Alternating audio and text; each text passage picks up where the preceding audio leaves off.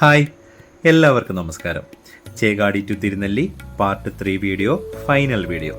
അപ്പോൾ നമ്മളവിടെ ഉണ്ണിയപ്പക്കടയിൽ നിന്ന് ഉണ്ണിയപ്പമൊക്കെ മേടിച്ച് കഴിച്ചിട്ടുണ്ടായിരുന്നു. നല്ല ടേസ്റ്റ് ഉണ്ടായിരുന്നു കേട്ടോ. അപ്പോൾ അതൊക്കെ പിന്നിട്ട് നമ്മളിങ്ങനെ തിരുനെല്ലി ഭാഗത്തേക്ക് പോയിക്കൊണ്ടിരിക്കുകയാണ്. ചുറ്റും നല്ല കാടാണ്. പക്ഷേ ഈ സൈഡിൽ നമുക്ക് ചുറ്റും കാണാൻ പറ്റുന്നത് അധിനിവേശ സസ്യ വിഭാഗത്തിൽപ്പെട്ട രാക്ഷസ കൊന്നയും യുക്കാലി മരങ്ങളുമാണ്. നമ്മുടെ സ്വാഭാവിക വനത്തിൻ്റെ എല്ലാ ഭംഗിയും നശിപ്പിച്ചുകൊണ്ട് അവരിങ്ങനെ വളർന്നുകൊണ്ടിരിക്കുകയാണ്. ആവാസ വ്യവസ്ഥയ്ക്കും എല്ലാത്തിനും ഭീഷണിയാണത്. അപ്പോൾ അതൊക്കെ പിന്നിട്ട് നമ്മളിങ്ങനെ പോവുകയാണ്.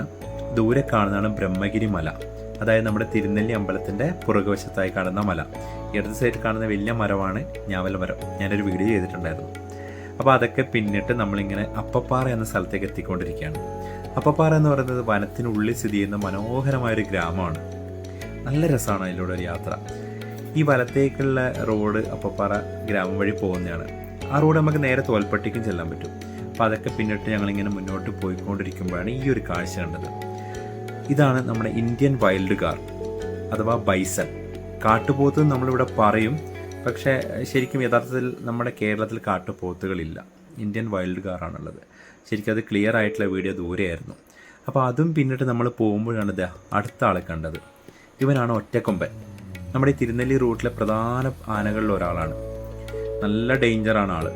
വാഹനങ്ങൾ നിർത്തിയാൽ ഓടിക്കാറുണ്ട്. ഈ വീഡിയോ എടുത്ത് കഴിയുമ്പോഴും ഞങ്ങളെ ഓടിച്ചിട്ടുണ്ടായിരുന്നു. നല്ല ശബ്ദമൊക്കെ ഉണ്ടാക്കി ഓടിച്ചു. അപ്പോൾ അതൊക്കെ പിന്നിട്ട് ഇങ്ങനെ പോവാണ്.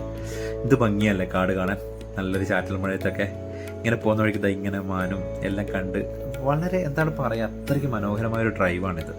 പക്ഷെ അതുപോലെ ശ്രദ്ധിക്കേണ്ട ഒരു റോഡും കൂടിയാണ് കേട്ടോ. ഇഷ്ടംപോലെ ആനകളുള്ളൊരു ഏരിയയാണ് തിരുനെല്ലി ഭാഗം. അപ്പോൾ അതൊക്കെ ഇപ്പം ഇങ്ങനെ പിന്നിട്ട് നമ്മളിങ്ങനെ അമ്പലത്തിലേക്ക് കയറിക്കൊണ്ടിരിക്കുകയാണ്.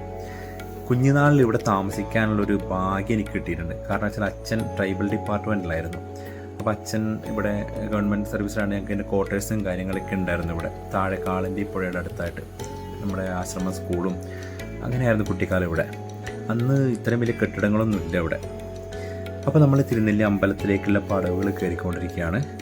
എൻ്റെ ഒരു അനുഭവത്തിൽ എന്ന് വെച്ചാൽ എനിക്ക് ഈ പടവുകൾ കയറി ചെല്ലുന്നത് ശരിക്കും സ്വർഗത്തിലേക്ക് എത്തുന്നൊരു ഫീലാണ്. കാരണം നമ്മളിങ്ങനെ കയറി ചെല്ലുമ്പോൾ നല്ല അത്രയും മനോഹരമായ ബ്രഹ്മഗിരി മലയും അതിൽ താഴെ ഒരു പുരാതനമായൊരു അമ്പലവും. പക്ഷേ ഇപ്പോൾ അമ്പലം ഈ പൊളിച്ച് പണിതുകൊണ്ടിരിക്കുകയാണ്. അതിൻ്റെ ആ ഒരു പഴയ സൗന്ദര്യം നഷ്ടപ്പെട്ടു എന്നാണ് എൻ്റെ ഒരു അഭിപ്രായം. പക്ഷേ എന്താണ്, ഇതിപ്പോൾ നമുക്കിനി ആസ്വദിക്കാം, അല്ലാണ്ട് ഒന്നും പറയാൻ പറ്റില്ല. തിരുനെല്ലി അമ്പലം എന്ന് വെച്ചാൽ ബലിതർപ്പണത്തിന് കേരളത്തിലെ ഏറ്റവും അറിയപ്പെടുന്ന അമ്പലങ്ങളിലൊന്നാണ്. നമ്മുടെ പാപനാശിനിയിൽ പോയിട്ടാണ് ബലിതർപ്പണം ചെയ്യാറ് ഇവിടെ. അത് ഇവിടുന്ന് താഴേക്ക് കുറേ നടക്കാനുണ്ട്. അപ്പോൾ അവിടെ പോകുന്ന വഴിക്ക് ഒരു ചെറിയ ശിവക്ഷേത്രമുണ്ട്, കുണ്ടിക ശിവക്ഷേത്രം. ബ്രഹ്മാവ് മഹാവിഷ്ണുവിന് വേണ്ടി നിർമ്മിച്ച ക്ഷേത്രം ആണ് എന്നാണ് ഇതിൻ്റെ ഐതിഹ്യം. അങ്ങനെയാണ് ഞാൻ കേട്ടത്. ശരിയാണോ എന്ന് എനിക്ക് കറക്റ്റ് അറിയില്ല. അറിയുന്നവരൊന്ന് പറഞ്ഞുതരാം. അപ്പോൾ നമ്മളിങ്ങനെ പോകുന്ന വഴിക്ക് ഇടത് സൈഡിൽ കാണുന്നതാണ് കൽപ്പാത്തി.